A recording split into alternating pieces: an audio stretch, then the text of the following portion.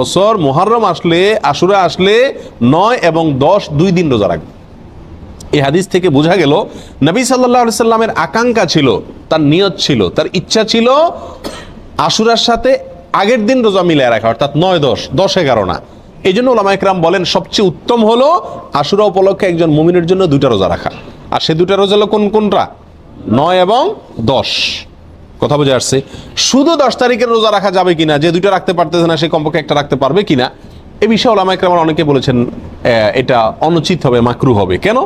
কারণ হলো ইহুদিদের সাথে মিল হয়ে যায়, নবী সাল্লাল্লাহু আলাইহি ওয়াসাল্লাম ইহুদিদের থেকে ব্যতিক্রম করতে বলেছেন, সেজন্য একটা রাখা উচিত নয়। আর অন্যান্য উলামা ইকরাম বলেন যে নাই মামার চাইতে কানা মামা ভালো, একেবারে 2টা যদি না রাখতে পারে কমপক্ষে একটা রাখলো। কথা বোঝা আসছে? তো যাই হোক, 2টা রাখা উত্তম, আর সেটা হলো 9 এবং 10।